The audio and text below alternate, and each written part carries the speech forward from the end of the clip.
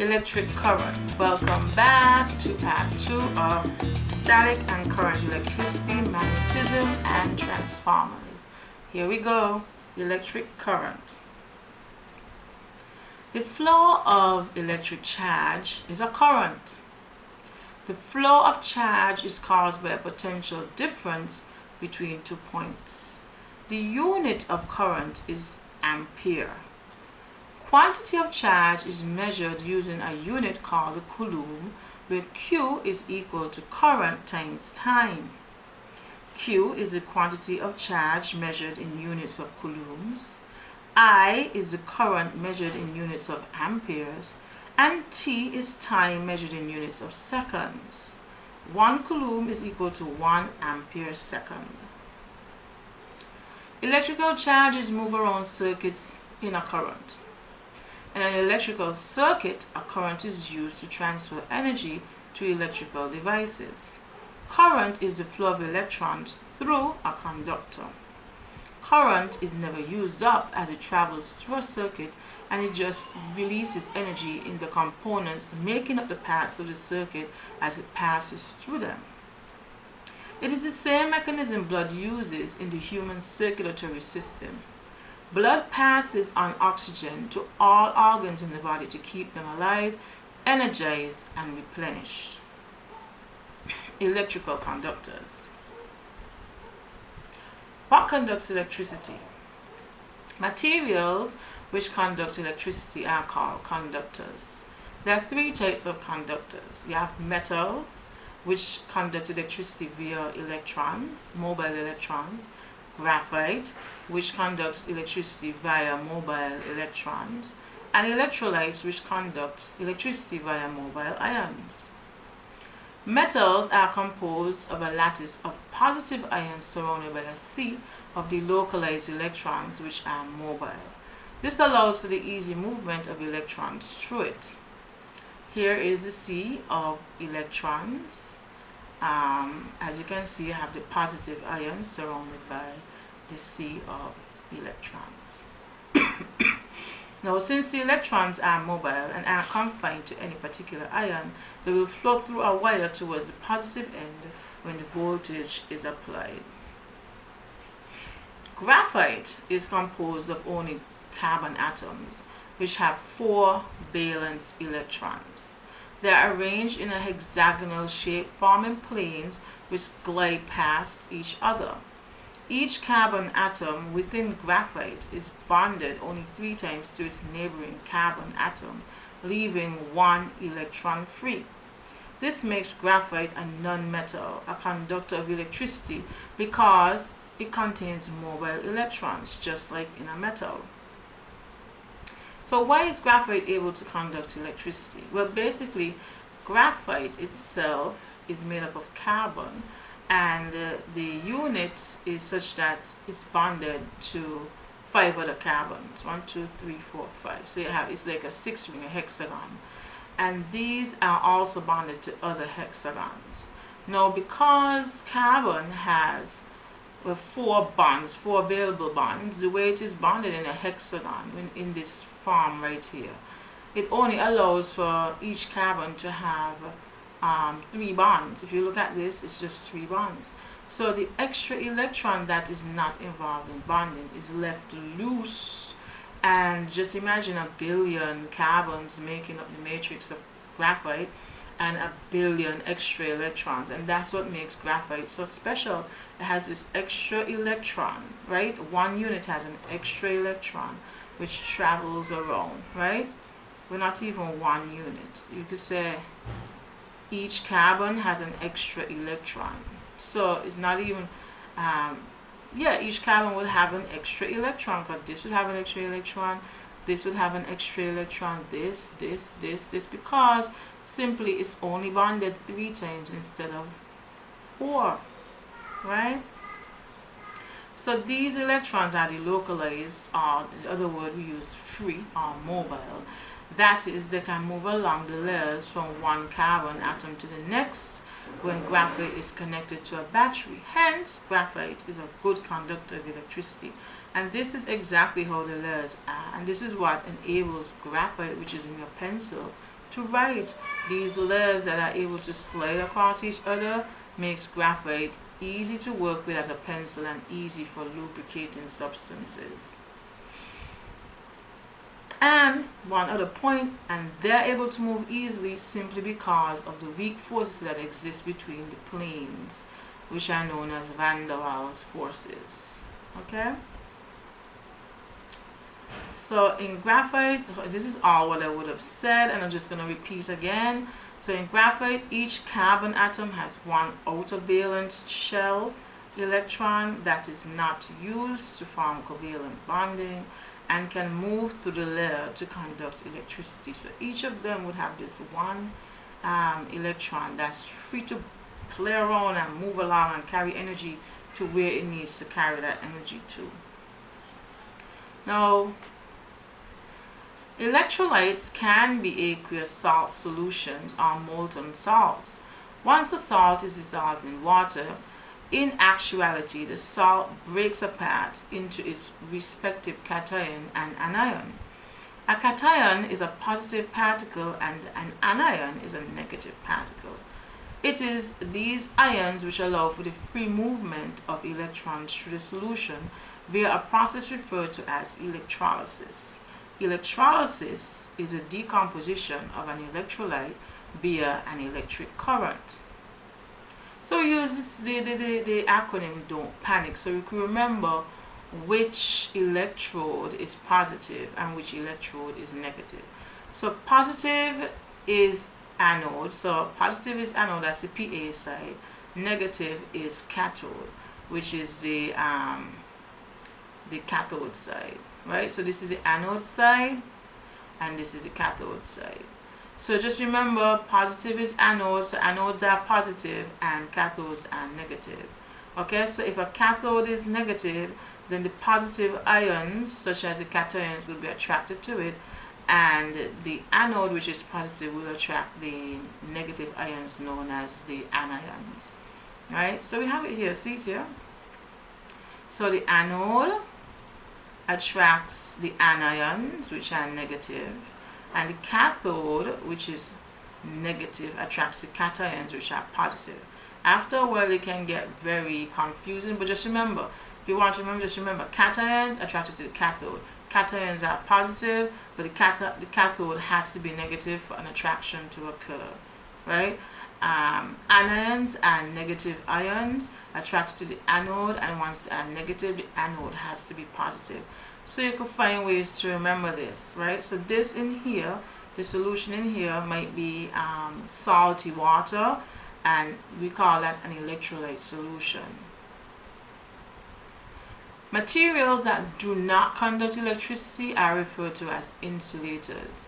They do not contain any free electrons or other charge carriers, making it difficult for current to flow through them. Semi-conductors are materials which lie between conductors and insulators. Silicon is a semiconductor and it is able to conduct electricity via human manipulation. Atoms of another semiconductor, example germanium, are added to it. This is a process called doping. There are two types of doping. You have N doping and P doping, where N means negative and P means positive. In N-type doping, you have extra electrons in the extra substance that is being put with silicon, and it's able to donate its extra electrons because it's not involved in the bonding here between silicon and itself. In P-type doping, you have holes, so something like boron wouldn't have that extra electron here, and so it would have electrons that are able to jump from hole to hole, right? So in N-type, you have extra electrons which donate to the free electrons, and in P-type, you have electrons given the ability to jump from one bond to the next, right? So these empty holes allow for the exchange of electrons. So this will just jump right over here and continue, right? So semiconductors are used in diodes and transistors. In circuits, the positive terminal of a battery or power supply is at higher potential than the negative terminal. The voltage produced by an electrical power source is called the electromotive force, or the EMF. The voltage across an electrical component is called the potential difference. Both are measured in volts and are often referred to as voltages. So let's read that again. The voltage produced by an electrical power source is called the electromotive force. The voltage across an electrical component is called the potential difference. Both are measured in volts, so both of them have the units of volts and are often referred to as voltages. Potential difference is the cause of the movement of charge. In electricity, the energy change depends on the size of the charge and the potential difference it moves through. Potential difference, or PD, is measured in volts. Potential difference is equal to the energy transferred times the charge, or V equals to EQ. The power of an electrical device is the rate at which it transfers energy. Electrical power is measured in watts, where power is equal to current times voltage, or P equals to IV. And if V is equal to EQ, where Q is equal to IT, then V is equal to EIT. When transposing, IV is equal to ET. From above, if P is equal to IV, then P is equal to ET as well. Electrical energy can be transformed in many useful ways. For example, a light bulb. It starts off with the mechanical energy, switch is turned on. Then the electrical energy, the circuit is completed in the switch to allow the free flow of electrons.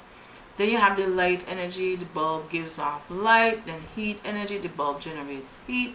Then sound energy, the mechanisms of the bulb start to buzz. Conservation of energy. Scientists have looked at lots of energy changes, like lighting a bulb, and have carefully measured the total energy before and after the change.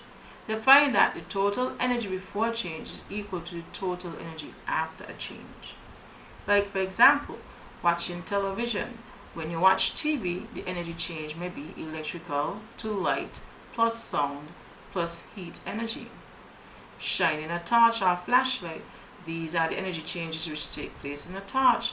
Chemical energy, then electrical energy, then heat plus light from the lamp. Using solar panels.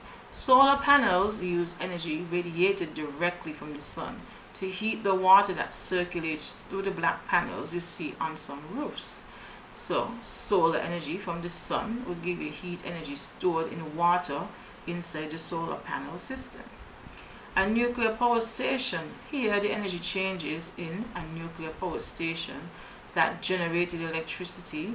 You have nuclear energy, then heat energy in steam, kinetic energy of turbines in generator, and then electrical energy. The appliances we use at home are not 100% efficient, and so they waste energy via conversion of energy. Now here we have an exercise where we have the appliance of a fan. The useful energy will be the kinetic energy because we want those propellers to turn. But the wasted energy will be things that we don't necessarily need, like heat and quite possibly sound. That's the next one. A cake mixer, useful energy is kinetic energy. We don't really want that sound, especially if you have a little baby in the house and you don't want the heat. You don't use it. It's not functional for you to make the cake. A light bulb. The useful energy is the light, and wasted energy would be maybe the heat and sound. Now the conservation of energy states that energy is neither created nor destroyed. It is transferred from one form to another. Most of the production of electricity relies on burning fossil fuels.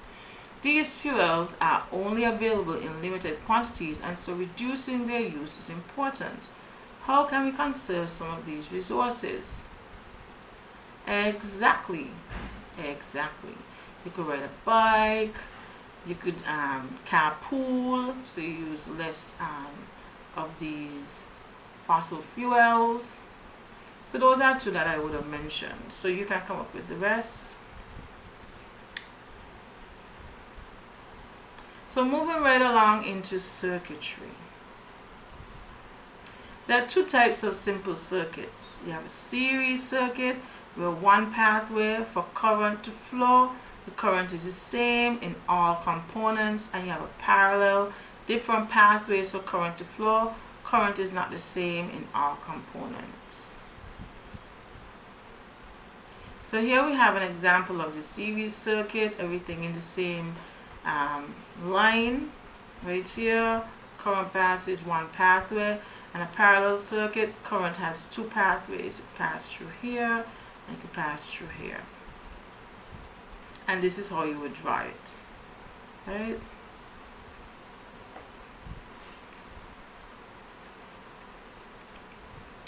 Combination circuitry is used to wire a house. It is better to wire a house using a combination of series and parallel circuits, because if a light blows or if an appliance stops working, the other appliances in the household will continue to work if you have parallel circuitry. If a house is wired using only series circuits, what would happen? One light mash up, everything mash up, or everything stop working, because now you have disconnected the pathway for current to flow. Appliances can be switched on and off without affecting each other. So this is the advantages of parallel connection of domestic appliances. So appliances can be switched on and off without affecting each other. If they are connected in series, switching off one appliance can cause all to turn off. Most people rely on electrical appliances, however, they have to pay for the electrical energy they use. Electrical boards measure energy consumption using electricity meters in homes. The unit of energy used is called kilowatt hour. Electricity meters can either be analog display where the dials rotate for each digit, or they can be digital display where numbers change and can be read directly. Every month, the electricity supplier sends someone to read the meter, or they just estimate after a while. So the amount of kilowatts used for the month is then recorded and you are charged accordingly. In addition to the current you use, some companies make you pay a standing charge even if you did not use any electricity. Digital meters are modern meters which can be read directly. An analog meter has dials. Each dial represents one digit of the present reading. The dials move both clockwise and counterclockwise. The dials are read from left to right and the numbers are written in the same order. When the hand on any dial is between two numbers, the smaller number is read. So these are the rules for reading the meters. So let's go again. Number one, the dials are read from from right to left, and the numbers are written in the same order. When the hand on any dial is between two numbers, the smaller number is read. When the pointer seems to be directly on a number, write that number down. When the number is between 0 and 9, 0 is considered as 10. Hence, 9 should be written. When the number is between 0 and 1, 0 should be written down. So here we have analog readers and meters. And so this is like an example here. The pointer is between 6 and 5. You pick the lowest number. Between 6 and 7 here, pick the lowest number. And the trend continues 3 and then 7. Same thing here. Pointer is between 6 and 7. Pointer between 6 and 5, put 5. Between 2 and 3, put 2. Between 4 and 3, put 3. And between 7 and 8, you put 7. So let's try these now. This looks like it's going to be fun. So this is directly on 3. So let's start this from right to left, right? So this is between 2 and 3. You're going to put 2. Between 0 and 9, this is seen as 10, so you put 9. Between 1 and 2, you put 1. Between 8 and 9, you put 8. And directly on 3, you put 3. So try these other two. Gonna give you, you could pause the video and then see what I have. So pause the video now.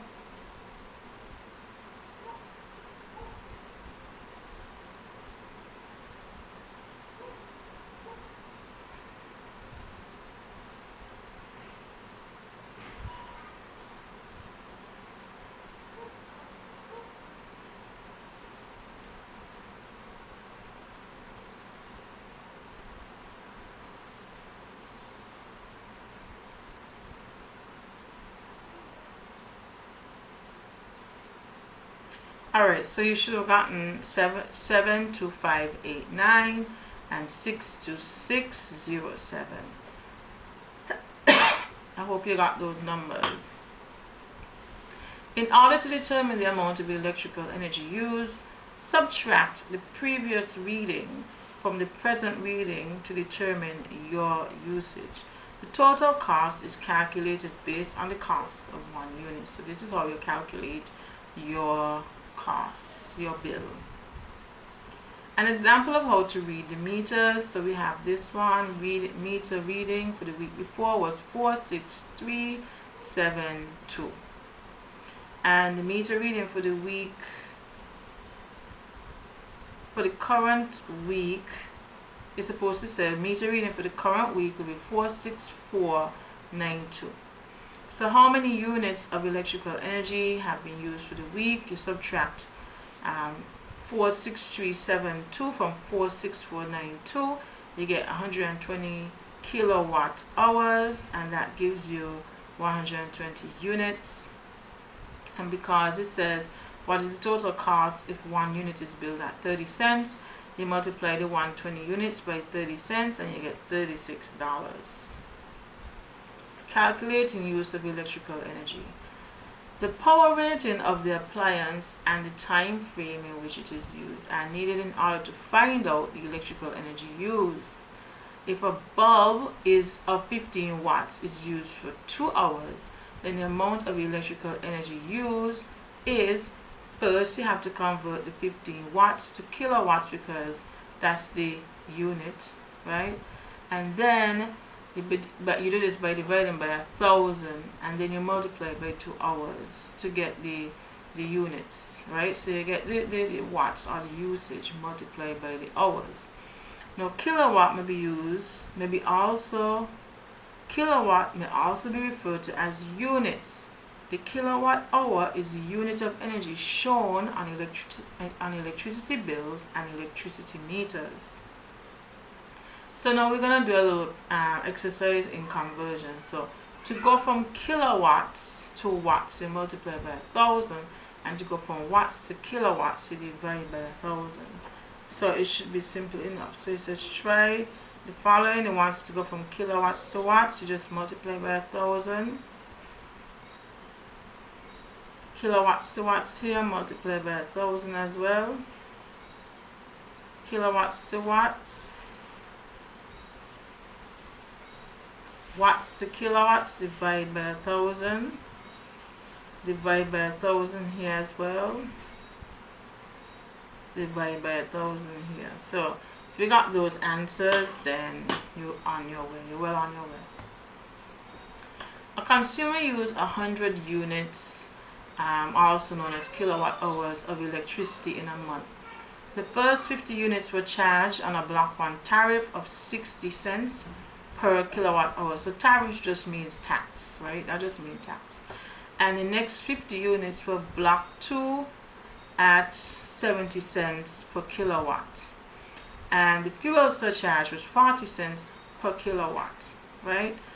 Used. What did the consumer pay for their electricity? So out of 100, first 50 was charged at 60 cents. The second half was charged at 70 cents, and altogether everything was charged at 40 cents. So if you did it, you would just say 60 times 50 gives you 30. Well, 0.6 times 50 gives you 30. 0.7 times 50 gives you 35. And then you multiply everything by 0.4, because remember 40 cents is out of 100, so you have to put that point before the 4. 70 cents is out of 100, 60 cents is out of 100, so you have to remember that. You add all of them, and it says you have to pay $105. So knowing how to do this, you could try this question. A consumer used 200 units of electricity in a month. 50 units were charged on a block 1 tariff of 60 cents per kilowatt, and the next 150 were charged on a block 2 tariff of 70 cents per kilowatt. The fuel surcharge was 40 cents per kilowatt used. What was the total electricity bill? Try this and then you could move on. So pause and then move on. But I'm going to show you the answer now. So pause right now. Press pause and try it. Good. Now block 1 charge is 0.6 times 50. That's $30. Block 2 charge will be 0.7 times the 150 remaining units, $105. The surcharge will be 40 cents times the total amount of units used, that will be $80. And altogether, you'll be charged $215. So, if we got that answer correct, good job. How electrons carry energy. When an electron passes through a cell or power source, it gains energy. This energy gained by the electrons is transferred to the components making up the circuit, example bulbs, radios, etc. The electron loses all of the energy it gained from the cell or power source and goes back to its original energy before it entered it. The whole process is started over again once the electron enters the cell or power source again. The way an electron transfers energy is synonymous to the way blood in the human body transfers oxygen to all the organs. Blood picks up oxygen in the lungs while at the same time releasing carbon dioxide from the body. Oxygen is used by the body to replenish the organs, which keeps them alive, similar to the electron. Here are some symbols used in circuitry.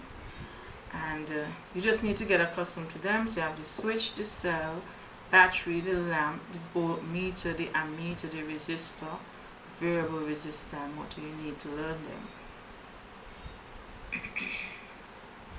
So comparing series and parallel circuits. In series, the current has only one pathway. In parallel, the current has many pathways. In series, current is the same in all of the components that make up the circuit. In parallel, current is not the same in all of the components that make up the circuit. The potential difference of voltage is not the same in the series, and the potential difference of voltage is the same in the parallel circuit.